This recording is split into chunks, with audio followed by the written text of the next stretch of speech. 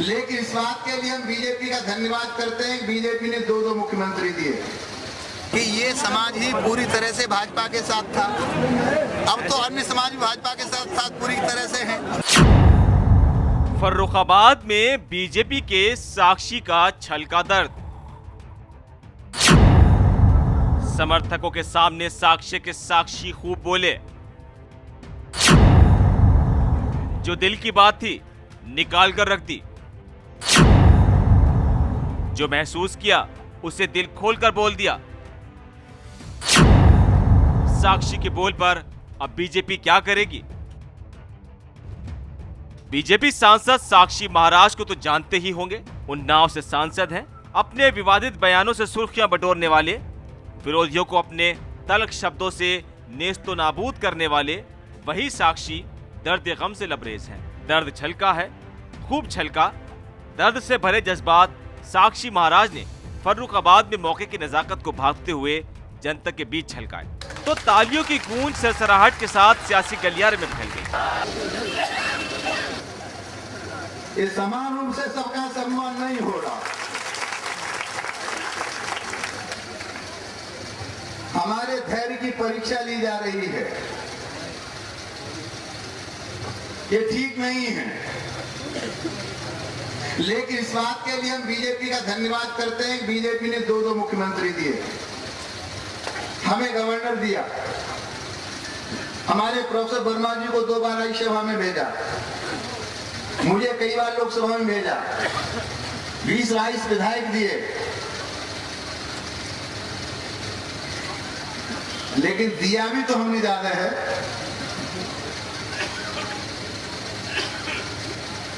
हम गंगा पर गए गंगादास, जमुना पर गए जमुनादास नहीं है। हम लोग राष्ट्रवादी लोग हैं। हम राष्ट्र के साथ चलने वाले लोग हैं।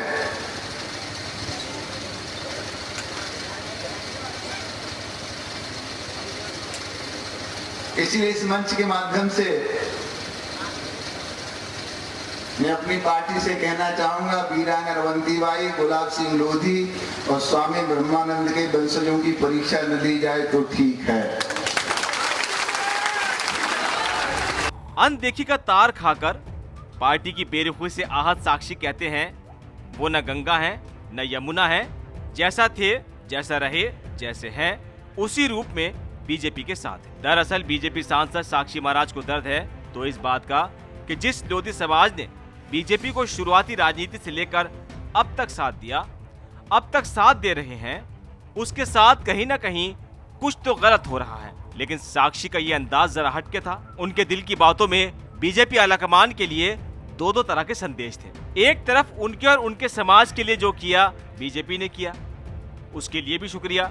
तो दूसरी तरफ उन्हें जो मिलना चाहिए था, जो उनके समाज ने अपेक्षा की थी, उसकी उपेक्षा हुई है। प्रधानमंत्री और मुख्यमंत्री का अपना अधिकार, अपना विवेक होता है। उनके अधिकार, उनके विवेक में मुझे कोई हस्तक्षेप करने का, आलोचना करने का अधिकार नहीं है। लेकिन आवाज उठाना, वो समाज आवाज उठा रहा है।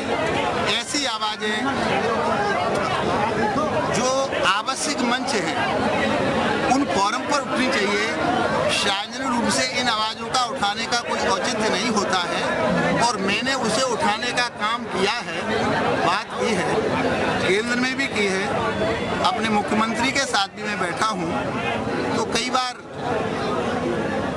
काम करने वाले व्यक्ति से कहीं न कहीं थोड़ी त्रुटि हो ही जाती है। इसका निर्णय हम नहीं कर सकते। एक समय था कि ये समाज ही पूरी तरह से भाजपा के साथ था।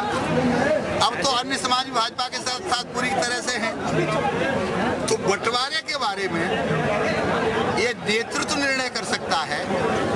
हम अपनी आंख से देखें उससे काम चलने वाला नहीं है, परंतु फिर भी अपनी वेदना, अपनी पीड़ा, समाज की आवाज राष्ट्रीय नेतृत्व तक, प्रदेश नेतृत्व तक हमने पहुंचाया। और कुछ तो साक्षी के दिल में दर्द का जमावड़ा है जिसे उन्होंने अपने समर्थकों के बीच निकाला। लेकिन जरा संभल कर, राजनीति में वैसे भी बहुत कम राजनीतिक होंगे जो अपनी जुबान को बेलगाम छोड़ते हैं, क्योंकि इससे फायदे से ज्यादा नुकसान की संभावना ज्यादा होती है। बहरहाल साक्षी का छल का दर्द आने वाले दिनों में क्या रंग दिखाएगा, इसके लिए आपको थोड़ा इंतजार करना होगा।